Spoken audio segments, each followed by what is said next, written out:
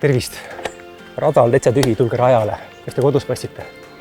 Mina olen Riho, töötan Swedbankis ja spordiga olen tegelenud 1,5 oma elust.